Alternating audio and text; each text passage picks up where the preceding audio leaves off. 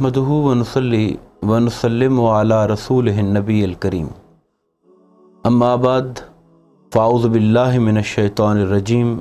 बिस्मिल्लाहिर रहमानिर रहीम। आज हम इंशाअल्लाह 17वें पारे के अहम मज़ामीन के हवाले से चंद मज़ामीन पर गुफ्तगू करेंगे। 17वां पारा सूरह अल-अंबिया से शुरू होता है। ये मक्की सूरत है जिसकी 112 आयात और 7 रकू हैं। जैसा कि इसके नाम से ज़ाहिर है अल-अंबिया, इसमें अंबियाए किराम के वाक़यात का ज़िक्र बकसरत है, मगर इस सूरत की इब्तिदा क़यामत के ज़िक्र से होती है। इरशाद फरमाया गया, इक़्तरब लिन्नासि हिसाबुहुम, लोगों के हिसाब का वक़्त यानी यौम हिसाब, क़यामत का दिन करीब आने वाला है, मगर लोग अपनी गफलत के अंदर पड़े हुए हैं और वो इस जानिब ज़रा भी ध्यान नहीं दे रहे कि हम जो पहले नहीं थे फिर पैदा हुए और हमने मर जाना है और अपने रब के हुजूर पेश होना है और अपने आमाल की जवाबदही देनी है। तो हमें अपने आमाल पे नज़र डालनी चाहिए और वो काम करने चाहिए जिससे क़यामत के दिन हम अपने रब की रज़ा हासिल कर सकें। रब कायनात लोगों को मुतवज्जे कर रहे हैं कि इंसान की मौत का वक्त किसी वक्त भी आ सकता है, और जब किसी इंसान पर मौत आ जाती है गोया उसके लिए वो क़यामत का आगाज़ हो जाता है। इसके बाद कुफार का जिक्र किया कि जो हुजूर अलैहिस्सलातु वस्सलाम पर एतराज़ करते थे, वही एतराज़ जो हर ज़माने में हर उम्मत के लोग अपने नबी पे करते आए कि ये इंसान है, ये बशर हैं, या ये कि ये जादूगर हैं। अल्लाह तबारक व तआला ने इरशाद फरमाया, अगर मोहम्मद सल्लल्लाहु अलैहि वसल्लम पैकर बशरियत में तशरीफ़ लाए हैं तो क्या हुआ, इनसे पहले भी जितने पैगंबर आए वो सब के सब ही पैकर बशरियत में थे। हज़रत आदम अलैहिस्सलाम से लेकर हज़रत ईसा अलैहिस्सलाम तक जितने पैगंबर तशरीफ़ लाए वो सब के सब बशर थे, इंसान थे। अगर वो बशर होकर अल्लाह के रसूल हो सकते हैं तो मेरे नबी हुजूर नबी करीम अलैहिस्सलातु वस्सलाम बशर होकर अल्लाह के रसूल क्यों नहीं हो सकते। और दूसरा फरमाया, अगर ज़मीन पर मलाइका रहते होते और मलाइका के लिए किसी रसूल ने आना होता तो फिर रसूल फरिश्ता बन के आता, लेकिन जब इस ज़मीन पर इंसान रहते हैं और उनके लिए अल्लाह के पैगंबर को एक उसवा हसना बन के आना है, एक नमूना बन के आना है, अगर वो इंसान न होते, मलाइका में से होते या कोई और मखलूक होते तो इंसानों को फिर एतराज़ होता कि हम तो इंसान हैं, हम उस शख्स को फॉलो कैसे करें, उसकी पैरवी कैसे करें जो कि इंसान नहीं है, जो कि फरिश्ता है। वो तो कई कामों पर फरिश्ता होने की वजह से कादिर है, हम नहीं कर सकते हैं, तब भी लोगों का एतराज़ होता। तो मैं अगर ज़मीन पर मलाइका रहते, हम मलाइका में से रसूल उतारते। चूँकि ज़मीन पर इंसान रहते हैं इसलिए हमने एक इंसान पर, उसके सर पर नबूवत का ताज रखा है और अपनी रिसालत के लिए मुंतखब फरमाया है। उसके बाद अल्लाह रब्बुल इज़्ज़त ने जगह बजा कुरान मजीद के अंदर अपने खालिक होने पर और अपने कादिर मुतलक होने पर मुख्तलिफ अंदाज से इस्तिदलालात का जिक्र किया, और यहाँ पर भी उनमें से चंद का जिक्र किया। फरमाया कि ये ज़मीन व आसमान और ये बड़ी अहम हकायक हैं जो सूरह अल-अंबिया के अंदर बयान हुए रब कायनात की कुदरत और उसकी शान खालिकियत के हवाले से। फरमाया, ये ज़मीन व आसमान मिले हुए थे, कानता रतकन फफतकनाहुमा, हमने इनके जुड़ेपन को खोल दिया। यानी इसमें यह इशारा किया गया कि इससे पहले कायनात की इब्तिदा ऐसे हुई कि ये सब कुछ एक ही आइटम की तरह थे, एक ही शक्ल में थे, जुड़े थे।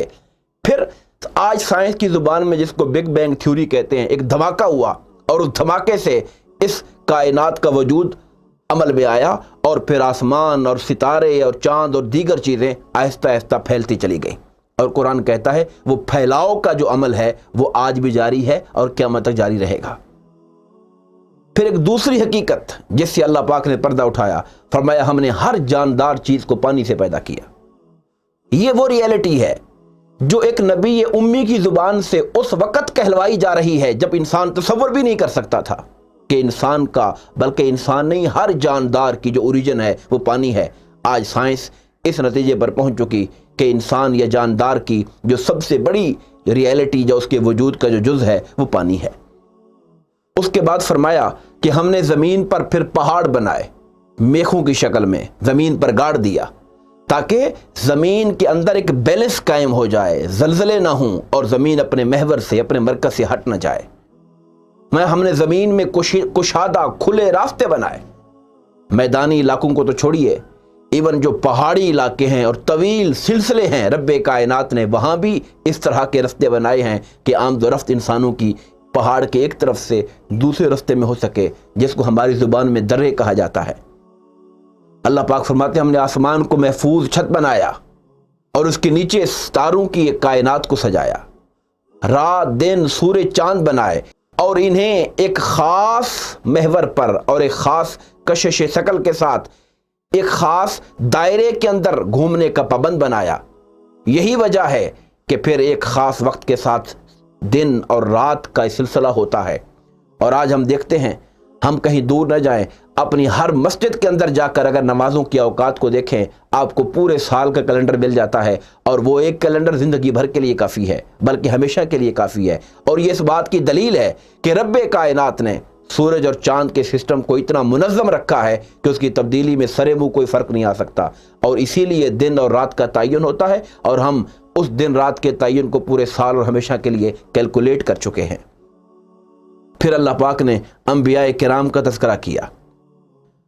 اس سورہ الانبیاء کے اندر حضرت موسیٰ کا ذکر ہوا، حضرت ہارون علیہ السلام کا ذکر ہوا، حضرت ابراہیم علیہ السلام کا ذکر ہوا، حضرت لوط کا ذکر ہوا، حضرت اسحاق و یعقوب علیہ السلام کا ذکر ہوا، حضرت نوح کا ذکر ہوا، حضرت داؤد و سلیمان کا ذکر ہوا، حضرت ایوب کا ذکر ہوا، حضرت اسماعیل، حضرت ادریس، حضرت ذوالکفل، حضرت یونس، حضرت زکریا، حضرت یحییٰ اور حضرت عیسیٰ علیہ السلام، ان سب انبیاء کا ذکر جس ترتیب سے میں نے نام لیے یہاں پر اس سورت الانبیاء کے اندر آیا۔ اور بطور خاص یہاں حضرت داؤد و سلیمان علیہ السلام کے ذکر کو تفصیل سے کیا گیا، اور ایک رب کائنات نے اشارہ کیا کہ ایک دو فریق پیش ہوئے تھے حضرت داؤد علیہ السلام کے پاس اپنا فیصلہ کروانے کے لیے، کہ ایک کی بکریاں دوسرے کے کھیت میں گھس گئیں اور بکریوں نے سارے کھیت کا نقصان کر دیا۔ دونوں فریق داؤد علیہ السلام کے پاس آئے اور عرض کی کہ ہمارے درمیان فیصلہ کیجئے۔ داؤد علیہ السلام نے فیصلہ کیا کہ جو کھیت کا نقصان ہوا ہے اس کے بدلے میں بکریاں کھیت کے والد کو دی جائیں تاکہ وہ کھیت کے نقصان کو کمپنسیٹ کر سکے۔ یہ فیصلہ لے کر واپس نکلے۔ حضرت سلیمان علیہ السلام جو وہاں پر تشریف فرما تھے، ابھی ان کی عمر 11 سال تھی، نوجوان لڑکے تھے، انہوں نے کہا کیا فیصلہ ہوا؟ انہوں نے جب فیصلہ بتایا، انہوں نے کہا کہ ایک شکل میرے ذہن میں بھی ہے۔ اپنے بابا کے پاس داؤد علیہ السلام کے پاس آئے، انہوں نے کہا بیٹا بتاؤ۔ انہوں نے عرض کی کہ ابا جان، اگر ہم یہ فیصلہ کر دیں کہ جو کھیت کا نقصان ہوا ہے، بکریوں کے مالک جو ہیں وہ ان کے کھیتوں کی اصلاح کریں، اس کو دوبارہ اگائیں، اس کو پانی دیں، اس کے اوپر کام کریں، اس پیریڈ میں جو بکریاں ہیں وہ کھیتوں کے مالک کے پاس رہیں تاکہ وہ اس کا دودھ پئیں، اس کو استعمال کرتے رہیں۔ اس طریقے سے جب فصل اپنی صحیح عروج پہ آ جائے گا تو فصل والوں کو مل جائے گا اور بکریاں بکری والوں کو مل جائیں گی، دونوں کی کمپنسیشن بھی ہوگی اور بڑا نقصان بھی نہیں ہوگا۔ رب کائنات فرماتے ہیں یہ فیصلہ ہم نے سلیمان کو سمجھایا تھا۔ اس کے بعد سورہ الحج کا بیان ہوتا ہے۔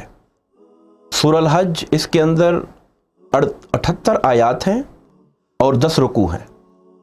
اس کا نام الحج اس لیے رکھا گیا کہ اس میں حضرت ابراہیم علیہ السلام کا ذکر ہے، جنہوں نے اللہ کے حکم پر آواز دی تھی کہ لوگوں اللہ کے گھر کے حج کے لیے آؤ۔ اس واقعے کی مناسبت سے اس کا نام سورہ الحج رکھا گیا۔ سورہ الحج کا آغاز قیامت کے ذکر سے ہوتا ہے۔ فرمایا کہ جو قیامت کی آمد ہے وہ انتہائی ہیبت ناک ہوگی، اور وہ اتنا بڑا زلزلہ ہوگا اور اتنی خوفناک اور دہشت ناک اس کا آغاز ہوگا کہ ایون دودھ پلانے والے اپنے دودھ پیتے بچوں کو بھول جائیں گی، اور یہاں تک کہ وہ لوگ جن کے وہ مادائیں جن کے پیٹ میں حمل ہوگا اس دن کی ہیبت کی وجہ سے اپنے حمل کو گرا ڈالیں گی، اور لوگ ہمیں مدہوش نظر آئیں گے، حالانکہ وہ مدہوش نہیں ہوں گے، اس قیامت کے دن کی ہیبت نے ان کے ہوش کو اڑا دیا ہوگا۔ اس کے بعد اللہ رب العزت نے سورہ الحج کے اندر باس بعد الموت پر استدلال کیا۔ کفار کو اس بات پر بڑا اعتراض ہوتا تھا کہ جب انسان مر جائے گا تو مرنے کے بعد جب اس کی ہڈیاں نیست و نابود ہو جائیں گی، اس کا سارا وجود خاک اور مٹی ہو جائے گا، ریزہ ریزہ ہو جائے گا، تو کیسے اس وجود کو دوبارہ زندہ کیا جائے گا؟ رب کائنات نے اس بات کا کئی جگہ پر جواب دیا، مختلف انداز سے جواب دیا، مگر سورہ الحج میں اللہ نے انسان کی پیدائش کے مراحل کا ذکر کیا۔ فرمایا ہم نے تمہارے جد امجد آدم علیہ السلام کو مٹی سے پیدا کیا، مٹی پانی کے ملاپ سے پیدا کیا۔ پھر اس کے بعد جب ہم نے انسان کا حیاتیاتی، اس کا بایولوجیکل سسٹم کا آغاز کیا، ہم نے اس کو انسان کے نطفہ اور مادہ منویہ سے، اس کے سپرم سے اس کا آغاز کیا۔ اور لوگ اس بات سے واقف ہیں کہ نطفہ انسان کا جو جنم لیتا ہے وہ خون سے پیدا ہوتا ہے، خون غذا سے پیدا ہوتا ہے، اور غذا ان چیزوں سے، ان کھانوں سے ہم لیتے ہیں جو زمین سے پیدا ہوتی ہیں۔ تو گویا انسان کا تعلق بھی زمین اور مٹی کے ساتھ ہے۔ فرمایا پھر رحم مادر کے اندر جا کر وہ ایک مدغہ، ایک گوشت کی بوٹی بن جاتی ہے، ایک لوتھڑے کی شکل اختیار کر لیتی ہے، پھر ہم اس میں جان ڈالتے ہیں، پھر وہ بچے کی شکل میں دنیا کے اندر آ جاتا ہے۔ دنیا میں آنے کے بعد پھر اس پر ایک وقت آتا ہے کہ وہ ایک بڑا تگڑا جوان ہو جاتا ہے۔ جوانی کے بعد وقت گزرتا چلا جاتا ہے، یہاں تک کہ وہ ارذل العمر، اپنی عمر کے اس حصے پر پہنچ جاتا ہے جہاں بچپنا واپس لوٹ آتا ہے۔ کہا انسان اگر تم اپنی زندگی کے ان مراحل پر غور کرو کہ تم پہلے کیا تھے پھر کیا ہوئے، تمہارا پہلا مقام کیا تھا، اس سے تم کیسے ارتقاء کی طرف آئے، تو تمہیں اس بات پر ایمان لانا ہوگا کہ جو رب تمہیں اس ہستی سے، اس وجود سے جوانی کے وجود تک لایا، جو جوانی سے بڑھاپے تک لے کر آیا، وہ رب اس بات پر قادر ہے کہ مرنے کے بعد بھی تمہیں دوبارہ زندہ کر کے کھڑا کرے گا اور تم اس کے حضور پیش ہو جاؤ گے۔ اس کے بعد رب کائنات نے فرمایا بشر المخبتین، اے حبیب صلی اللہ علیہ وسلم آپ مخبتین کو خوشخبری دے دیجئے۔ قرآن مجید بعض اوقات ایسے الفاظ استعمال کرتا ہے جو عام لغت میں اس سینس میں نہیں ہوتے، وہ قرآن کی اپنی اصطلاح ہوتی ہے، اور پھر قرآن اس کی خود توجیہ کرتا ہے، اس کی تشریح کرتا ہے۔ آپ دیکھیے، میں ایک مثال دینا چاہتا ہوں۔ حدیث پاک میں حضور نبی کریم علیہ الصلوۃ والسلام نے صحابہ کرام سے پوچھا کہ تم جانتے ہو پہلوان کون ہوتا ہے؟ صحابہ کرام نے روٹین کا جواب دیا کہ پہلوان وہ ہوتا ہے جو دوسرے کو پچھاڑ دے، اس کی پیٹھ کو زمین سے لگا دے۔ سرکار دو عالم صلی اللہ علیہ وسلم نے فرمایا کہ نہیں، پہلوان وہ ہے جو غصے کے وقت اپنے غصے کو قابو پا لے۔ تو شریعت الفاظ کا ایک اپنا شرعی معنی متعین کرتی ہے۔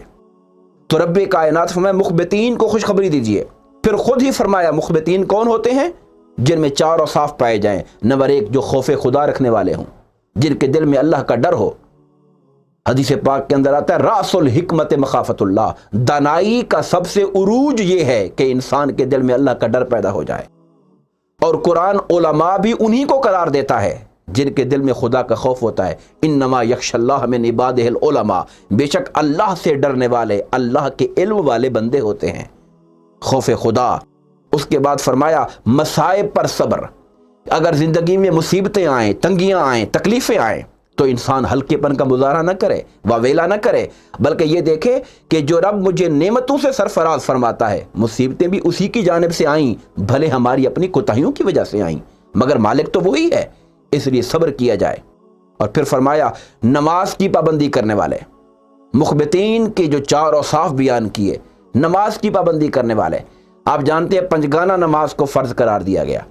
پابندی وقت کے اعتبار سے بھی ہے کہ انسان نماز کو ٹائم کے اندر ادا کرے، اور پابندی اس اعتبار سے بھی ہے کہ نماز کے جو فرائض ہیں، جو واجبات ہیں، اس کے جو مستحبات ہیں، اس کے جو آداب ہیں، ان کو ملحوظ خاطر رکھ کر نماز کو ادا کیا جائے۔ اور آخری بات کہ نیک مصارف میں، درست جگہوں پر اللہ کی راہ میں انسان اپنے مال کو خرچ کرے۔ یہ چار اوصاف پانے والے خدا کی نظر میں مخبتین کہلاتے ہیں، اور مخبتین کو اللہ پاک خوشخبری دیتا ہے کہ حبیب انہیں خوشخبری دے دیں کہ رب کائنات نے تمہارے لیے جنت کو تیار کر رکھا ہے۔ ہمارے آج کے مضامین اپنے اختتام کو پہنچے۔ دعا کرتے ہیں کہ اللہ رب العزت ہمیں قرآن مجید کو پڑھنے، سمجھنے، اس پر عمل کرنے کی توفیق عطا فرمائے۔ آمین۔ وما علینا الا البلاغ المبین۔